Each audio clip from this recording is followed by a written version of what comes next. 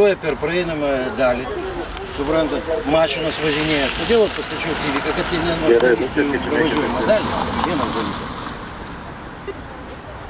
Paskiau, reiškia, ką tik tai buvo per radiją laida, kur buvo kalbama dėl gyvūnų gerovės ir taip toliau. Atsakytai daugelis klausimų. Bet paklausus pačiu jaunimą gavo, taip, kuris leidžia savo laiką nesuprasti ką.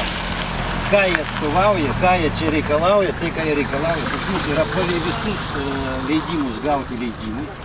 Artistai yra užsieniečiai, atvažiavę į Lietuvą ne tai, kad be leidimų. Su darbo leidimais, gyvūnai, veterinarijoje pranešta, viskas yra pranešta ir tai yra oficialu.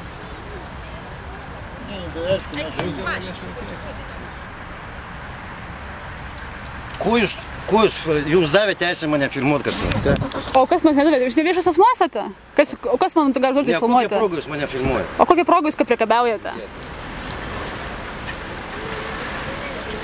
Kodėl aš jūsų bijoti dabar turiu? Manęs nereikia bijoti. Tai jūs gal mažiau agresyviai elgitės, gerai? Ne agresyviai. Aš prie jūsų kabinėjausi kažkaip. Taip, ko jūs čia agresyviai elgitės? Ko jūs puldinėjat žmonės? Čia jūs puldinėjate, ne mes puldinėjate. Mes įsakom taikiai savo nuomonę. Jūs nieko neįsakot taikiai. O ką, mes per jūsų agresyviai puolėm? Mes jums blokavom kelią, mes jums uždraudžiam eiti. Akmenys kam yra paruošti, kad mėtyti cirką, teisingai? Ką jūs čia nusišnekat? Apie kokius jūs akmenis kalbat? O Vilniuje kas mėtė akmenis? Aš pirmą kartą girdžiu apie akmenis. Pas mus yra plakatai ir taiki atributika. Teisme.